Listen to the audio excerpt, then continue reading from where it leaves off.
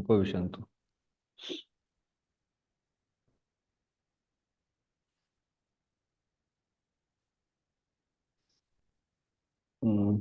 कैमरे में पीछे थोड़े से कट रहे ऐसा लगता है। वो इसका अ,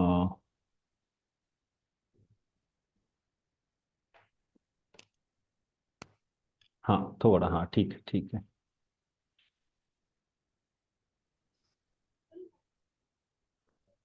हाँ तो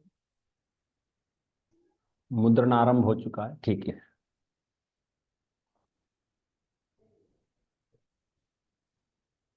लक्षण और स्वरूप, इसके बारे में हमने आलोचना की थी कि लक्षण क्या होता है और स्वरूप क्या होता है। सामान्यतः लक्षण के बारे में ये नहीं देखा कि लक्षण का लक्षण क्या है, लेकिन जैसे गंधवती पृथ्वी, ऐसा जो तर्कसंग्रह मूल में लिखा हुआ है, इस वाक्य से क्या हमें लक्षण पता चलता है या स्वरूप पता चलता है, ये हमारे सामने प्रश्न था।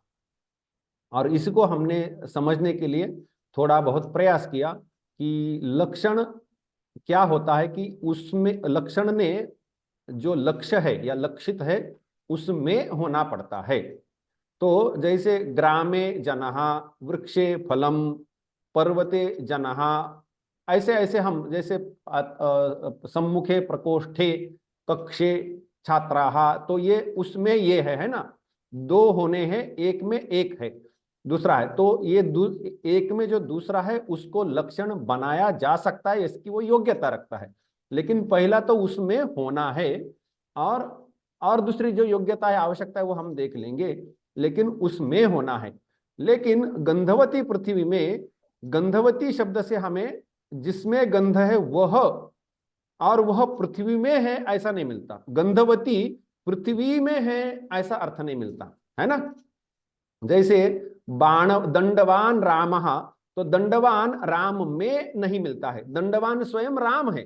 तो इसलिए दंडवान से हमें स्वयं राम मिलता है, दंडवान से स्वयं चैत्र मिलता है, तो वह स्वरूप मिल जाता है, न कि उसमें रहने वाला धर्म, है ना। उसमें रहने वाला धर्म नहीं मिलता। राम में रहने वाला धर्म या छात्र जो दंडधारी है उसमें रहने वाला धर्म है दंड, है ना। तो गंधवान, गंधवती पृथ्वी में रहने वाला धर्म है गंध। तो यदि गंधवान शब्द से गंध मिलता तो हम कह सकते हैं कि यह लक्षण है, लेकिन गंधवान शब्द से तो हमें गंधवान को ले आओ तो पृथ्वी को ले आएंगे, दंडवान को लेके आओ तो दंड को नहीं लेके आएंगे, वो तो दंड जिसके पास है उसी को लेके आएंगे। तो इससे क्या हो रहा है कि दंडवान शब्द प्रधानता से हमें दंड न समझा करके दंडवान समझा रहा है, और दंडवान चैत्र, इस वाक्य में दंडवान चैत्र में नहीं है। हालांकि हमें क्या चाहिए कि चैत्र का लक्षण करना है, तो चैत्र में रहने वाला धर्म अभिप्रेत है, आवश्यक होगा। तो उसको कैसे निकालना है, तो उसको निकालने का मार्ग हमने पिछली आलोचना में उसको देखा था कि इसका यह तरीका है। तो उसमें क्या कि और एक स्लाइड खोलनी पड़ेगी।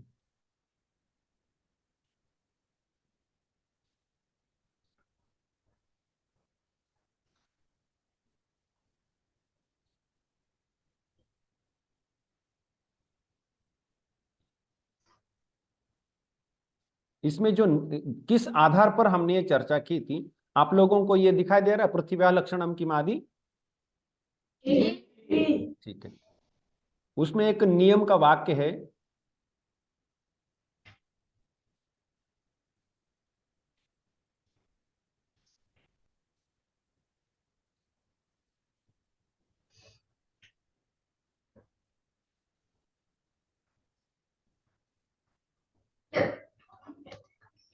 ये नियम है, प्रकृतिजन्य बोधे प्रकारीभूतो धर्म भाव प्रत्यय न गम्यते, इसके आधार पर वो बोला गया था। यहां पर हम इसको इस वाक्य को समझने का प्रयास करते हैं, क्योंकि चलो हम क्या है कि संस्कृत दुनिया में हमें रहना है, पढ़ना है, आगे बढ़ना है, विद्वत समाज में जाना है, तो ये वाली जानकारी हमारे पास होनी है।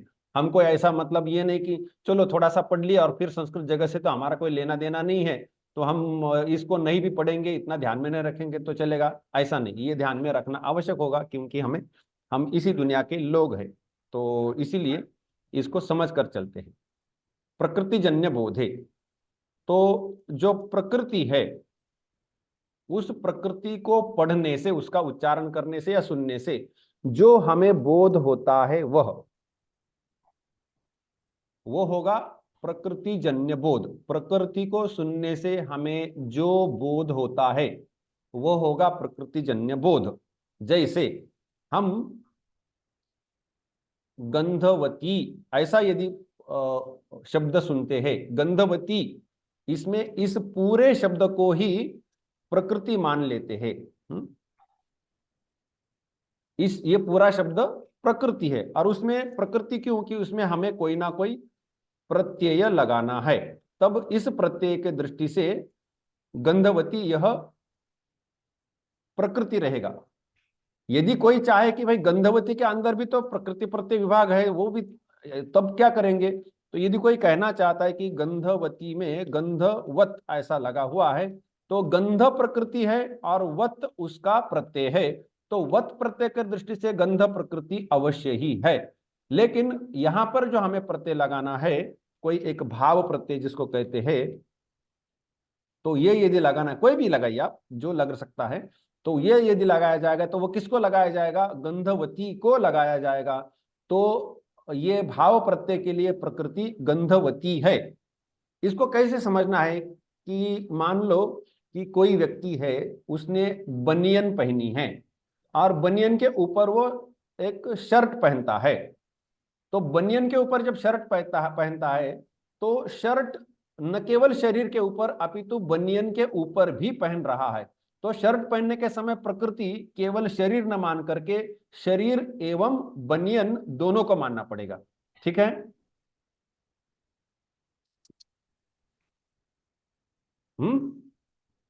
ठीक है, तो आवाज आ रही? तो जी ठीक। तो जैसे शरीर और बनियन दोनों के ऊपर शर्ट पहना जाता है, तो शरीर बनियन मिलाकर के शर्ट के लिए प्रकृति होगी। अब बनियन भी पहना है, शर्ट भी पहना है, ठंड के दिन है, स्वेटर पहनना है, तो स्वेटर के लिए प्रकृति क्या मानेंगे हम? क्या केवल शरीर प्रकृति है क्या? तो क्या प्रकृति होगी?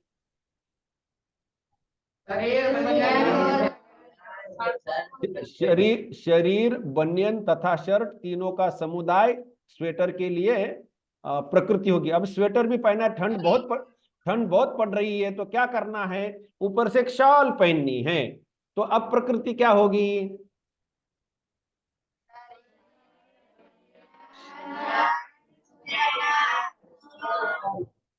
शरीर, बनियन, शर्ट, स्वेटर, ये सभी अभी प्रकृति माने जाएंगे। बिल्कुल उसी प्रकार से जो अंत में प्रत्यय लगने वाला है, विचाराधीन जो प्रत्यय है, वह जिस समुदाय को जोड़ा जाएगा वह प्रकृति होगा। तो यहां पर इसलिए गंधवती यह प्रकृति है। तो गंधवती ऐसा उच्चारण करने से हमें जो बोध होता है वह होगा प्रकृति जन्य बोध। गंधवती यह शब्द उच्चारण करने से हमें जो होता है वो बोध होगा प्रकृति जन्य बोध। जैसे कि दंडवान, जिसके पास दंड है ऐसा उच्चारण करते हैं और उसको हमें कोई प्रत्यय जोड़ना है, तो जो इस प्रत्यय के लिए प्रकृति है दंडवान, दंडवान ऐसा उच्चारण करने से हमें क्या दंडम प्रधानता से पता चलता है, या दंड जिसके पास है वह प्रधानता से पता चलता है? दंड जिसके पास है, दंड जिसके पास है वह प्रधानता से पता चलता है। तो दंडवान इस प्रकृति का अर्थ दंडधारी यह है। दंडवान इस प्रकृति का अर्थ क्या है? दंडधारी। तो वो दंडधारी जो हमारे स्मरण में आता है वह हुआ प्रकृति जन्य बोध। दंडधारी जो व्यक्ति है वह हुआ प्रकृति जन्य बोध। तो यहां पर प्रकृति जन्य बोध इतना अर्थ समझाया गया। अब उसमें प्रकारीभूत धर्म, यहां प्रकार अर्थात उसमें रहने वाला एक धर्म, उसका विशेषण के रूप में रहने वाला धर्म, उसको बोलेंगे हम प्रकारीभूत धर्म। तो जो दंडधारी है उसमें जो प्रकार या धर्म या विशेषण है तो वह जो प्रकारीभूत धर्म या विशेषण है वह क्या होगा, वह दंड है। अभी तो दंड है ना। दंडधारी में जो प्रकार अभिप्रेत है, जो धर्म अभिप्रेत है या जो विशेषण अभिप्रेत है वो है दंड। तो वह जो दंडवान इस प्रकृति का अर्थ हुआ दंडधारी, और उसमें रहने वाला जो प्रकारीभूत धर्म है वह है दंड। और यदि वह दंड हमें बोध में लाना है, दंड शब्द के द्वारा उस दंड का बोध कराना है, तो हमें क्या करना पड़ेगा कि जो प्रकृति है, ये जो प्रकृति है, उस प्रकृति को भाव प्रत्यय जोड़ दो, उस प्रकृति को भाव प्रत्यय जोड़ दो। तो जैसे ये जो दंडवान है, मूल दंडवान है, प्रथमा का एक वचन दंडवान है, मूल में दंडवत है, और उसको यदि भाव प्रत्यय जोड़ते, भाव प्रत्यय त्व तल शय कल भी बोले थे, तो ये यहाँ पर लिखे भी है, तो ये जोड़ने चाहिए, ऐसा यहाँ पर है। तो ये जोड़ने से क्या होगा, जो शब्द मिलेगा दंडवत, उसमें तो जोड़ने से और एक तो आएगा और उसको तो होगा दंडवत, और ये सबसे नपुंसक लिंग होता है, इसलिए दंडवत्वम ऐसा हम यहाँ लिख लेते, दंडवत्वम। ध्यान रहे यहाँ पर डबल तो होता है, इसका कारण वत का एक तो है और त्व का एक तो है, तो इसलिए द्वित्व दिखाई देगा, दंडवत। ठीक है। अब क्या हुआ कि इस प्रकृति को एक दंडवत या दंडवान इस प्रकृति को हमने एक भाव प्रत्यय जोड़ दिया, तो प्रकृतिजन्य बोध, दंडवान इस प्रकृति से होने वाला बोध है दंडधारी, उसको भाव प्रत्यय जोड़ने से जो शब्द बनेगा वह है दंडवत्व या दंडवत्ता। उससे हमें क्या अर्थ निकलना चाहिए, उससे जो अर्थ निकलना चाहिए वो होना चाहिए प्रकारीभूत धर्म, उससे अर्थ निकलना चाहिए प्रकारीभूत धर्म। तो भाव प्रत्यय न गम्यते, भाव प्रत्यय के द्वारा वह प्रकारीभूत धर्म है, उसका बोध होता है। तो अब दंडवत्व से प्रकारीभूत धर्म क्या निकलना चाहिए, तो हमने देखा कि जो दंडवत जो प्रकृति है या दंडवान जो प्रकृति है, उसमें रहने वाला जो प्रकारीभूत धर्म है, उसमें जो रहने वाला विशेषण है वह तो दंड है। तो इसीलिए इस प्रकृति को भाव प्रत्यय जोड़ने से जो शब्द बनता है उसके द्वारा हमें उस दंड का बोध होगा। ठीक है। हमें इस दंडवत्व इस शब्द के द्वारा क्या होगा, जो प्रकृति थी उसमें रहने वाला जो धर्म था उस धर्म का हमें बोध होगा, ये यहां पर इस वाक्य का अर्थ है। तो हमारे प्रकरण के अंदर अभी जैसे गंधवती, गंधवती कहने से जिसमें गंध है वह हमें पता चलता है, ये हमारी प्रकृति है। इसका मूल शब्द लेंगे गंधवत, वो प्रत्यय लगाने के लिए, भाव प्रत्यय लगाने के लिए, तो इसमें भाव प्रत्यय जोड़ दिया। गंधवत को हमने तो प्रत्यय जोड़ा, सामान्यतः भाव प्रत्यय लगते समय यहाँ के जो स्त्री प्रत्यय होते हैं वो हट जाते हैं, स्त्री प्रत्यय निकाल देने पड़ते हैं, है ना। तो ये स्त्री प्रत्यय हट गया, गंधवती था वो ती का ई हट गया, इसलिए गंधवत ले लिया।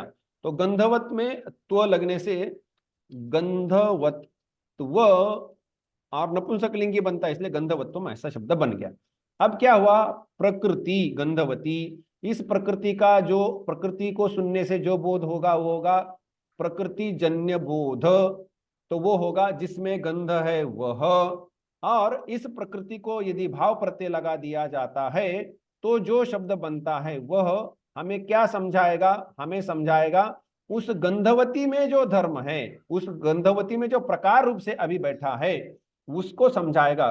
तो गंधवती में क्या प्रकार है, कौन सा विशेषण है, कौन सा धर्म है, तो वह है गंध। इसलिए गंधवत्व इस शब्द का अर्थ होगा गंध, गंधवत्व इस शब्द का अर्थ होगा गंध। लेकिन यहाँ पर कोई प्रश्न कर सकता है कि गुरुजी ये बहुत अच्छी बात है कि गंधवती से हमें ये पता चलता है कि जिसमें गंध है वह, वो पता चलता है, लेकिन उसमें रहने वाला धर्म सब समय गंध ही होगा ऐसी तो कोई बात नहीं है उसमें, क्योंकि पृथ्वी के अंदर रूप है, रस है और गंध है, स्पर्श है,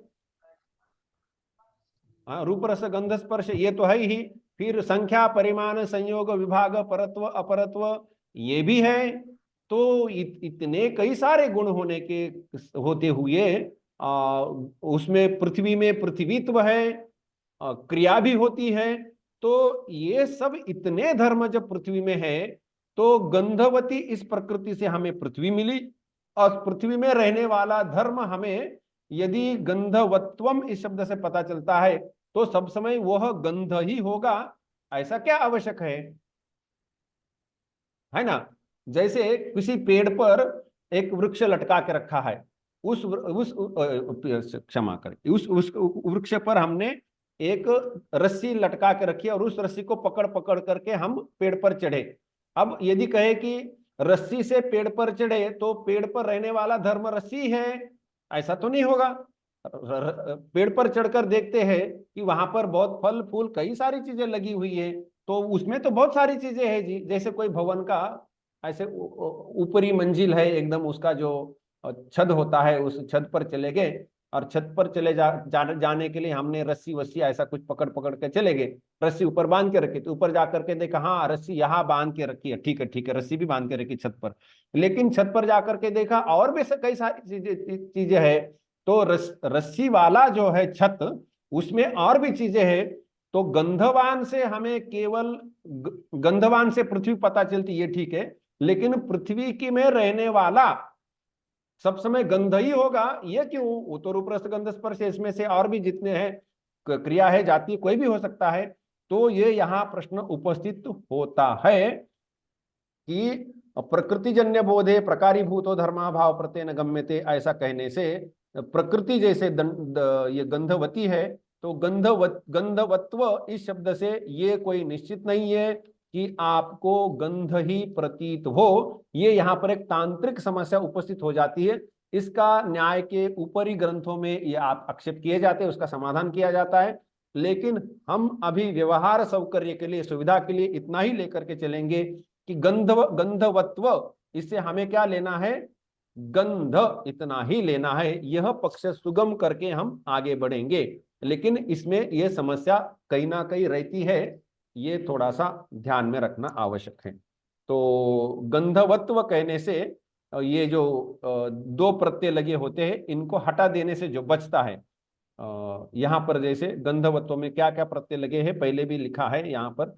गंधवत्व यहाँ पर देखते हैं कि गंधवत्व, इसमें ये प्रत्यय लगा हुआ है, या वो किसी भी क्रम से लगे हो, वत तो हो या त्ववत हो, तो दोनों हटा देने से जो बचता है वह उसका अर्थ है, ऐसा सरलता से समझ सकते।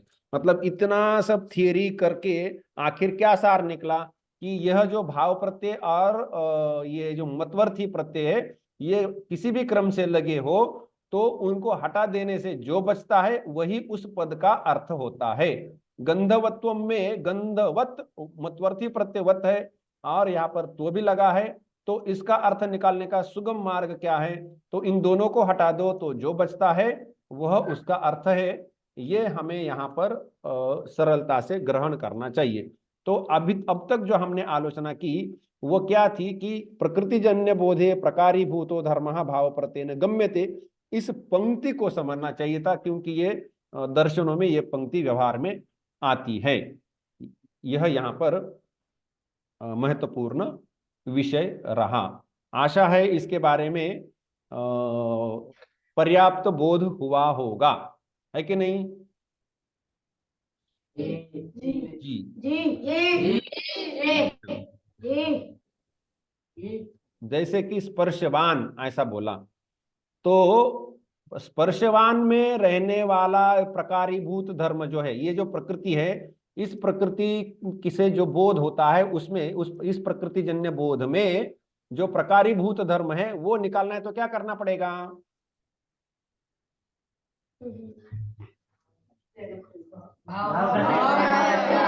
भाव प्रत्यय जोड़ना है। तो स्पर्शवान को भाव प्रत्यय जोड़ा। भाव प्रत्यय कितने हैं? 3। कौन से? त्व तल शय, ठीक है।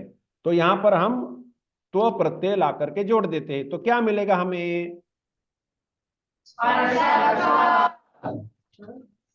स्पर्शवत त्वम, स्पर्शवत्वम, स्पर्शवत्वम।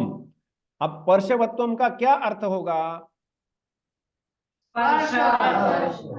स्पर्शहा, ऐसा अर्थ होगा। या ऐसा कहिए कि प्रकारीभूत धर्म, ऐसा अर्थ होगा। स्पर्शवत्वम का अर्थ क्या होगा? प्रकारीभूत धर्म। और वो प्रकारीभूत धर्म कौन सा है? स्पर्श है। अच्छी बात है। उसको थोड़ा ऐसा लेते हैं, जैसे दंड है, दंड में होता है दंडत्व, है कि नहीं? दंड में दंडत्व होता है। अब इसमें ये यद्यपि उस नियम के अनुसार नहीं चल रहा है, दंडत्व में हम यह जोड़ देते, दंडत्ववत, मतवर्थी प्रत्यय जोड़ देते, दंडत्ववत ऐसा कर देते, तो वो होगा दंडत्ववान। तो दंडत्ववान कौन है जी? दंड है, ये समझ में आता है कि दंड में दंडत्व है, तो जो दंडत्ववान है वो तो दंड ही होगा, है ना? तो दंडत्ववान से हमें क्या पता चलता है? दंड, ये यहाँ ये शब्द पढ़कर भी समझ में आ सकता है कि दंडत्व जिसमें है वह, तो दंडत्व जिसमें है वह तो दंड ही है। तो वो क्या होता है कि दंडत्ववान से हमें ये पता चलता है कि ये दोनों आपसी निकल जाते हैं और जो बचता है वही अर्थ यहाँ पर हमें मिल जाता है। तो इस प्रकार से यह विषय को समझना चाहिए। कल भी इसको काफी समय चला गया है, आज भी चला गया है, तो ये पक्का होकर के चलना चाहिए। इसीलिए गंधवती पृथ्वी, तो गंधवत्वम पृथिव्याः लक्षणम, ऐसा करना पड़ता है। अब होता क्या है कभी कभी कि यहाँ गंधवती पृथ्वी था, ठीक है, बहुत अच्छा है, लेकिन सब समय गंधवती रहेगा ऐसा कुछ कोई कोई कह नहीं सकता कि सब समय गंधवती रहेगा, अलग अलग भी हो सकते हैं। दूसरी एक बात है कि केवल एक शब्द में लक्षण नहीं होता है, जैसे हमारे इसमें ही आएगा रूप रहितः स्पर्शवान वायु, ऐसा लक्षण है जो हम पढ़ के आए कि रूप रहितः स्पर्शवान वायु, ऐसा ऐसा इसका लक्षण बना दिया है। अब इसमें भी ये दोनों शब्द है, वह कोई लक्षण के लिए नहीं आए हैं, वो आए हैं स्वरूप बताने के लिए, क्योंकि जिसमें रूप नहीं है लेकिन स्पर्श है, ऐसा वो है रूप रहित स्पर्शवान। तो रूप रहित स्पर्शवान को ले आओ तो लोग वायु को लेके आएंगे, तो वायु तो स्वरूप है, जो चीज बतानी थी वही है, तो स्वरूप आ गया, तो ये स्वरूप है न कि लक्षण। अब इसको यदि लक्षण बनाना है,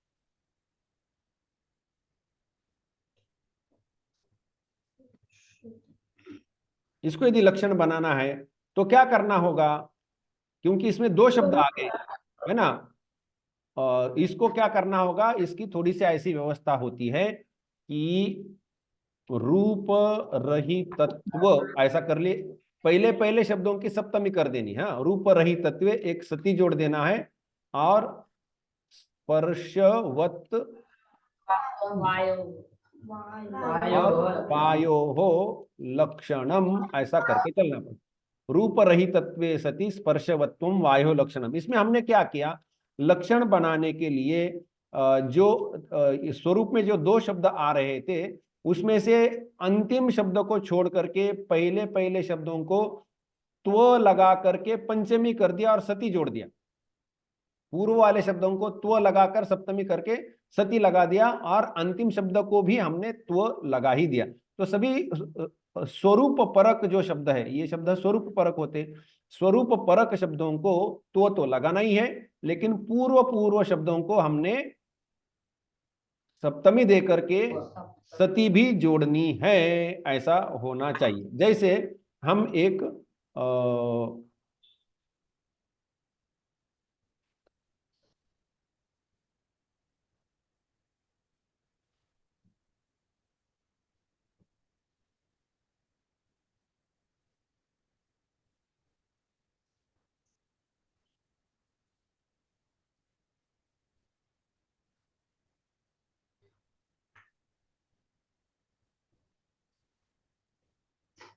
ऐसा हम वाक्य लेते हैं। तो इसमें क्या है कि राम के बारे में बोलना चाहा है और उसके लिए इतने शब्द लगा दिए, लेकिन बुद्धिमान कहने से राम ही होगा, बलवान कहने से राम ही होगा, धनवान कहने से राम ही होगा, रूपी जिसको रूप है है ना, तो वह रूपी राम ही होगा। गुण जिसमें है वह अच्छे अच्छे गुण जिसमें है वह राम ही होगा। सुंदर है वह राम ही होगा। तो ये सभी है स्वरूप समझाने वाले शब्द। यदि लक्षण में ऐसे ऐसे वाला लंबा लक्षण आता है तो ये स्वरूप का वाक्य आता है तो उसको लक्षण में परिणत करना है तो कैसे करना है कि सबको जो स्वरूप वाले जितने शब्द है उन सबको त्व लगा दो, है ना। तो ये त्व लगा, पहले बुद्धि बुद्धिमत त्व, बल बलवत्व, धनवत्व, रूपिन रूपिन शब्द है तो रूपित्व करना पड़ेगा। गुणिन शब्द है तो गुणित्व करना पड़ेगा। और सुंदरत्व करना पड़ेगा। हाँ, और इसको इधर कर देंगे हम रामस्य लक्षणम, ऐसा कर देंगे। इसको बदल देना है रामस्य लक्षणम। लेकिन इधर क्या करना है, इनमें से जो अंतिम शब्द है सुंदरत्व उसको छोड़ करके बाकी सभी शब्दों में सप्तमी देकर के सती देना है। सप्तमी देकर सती देना है।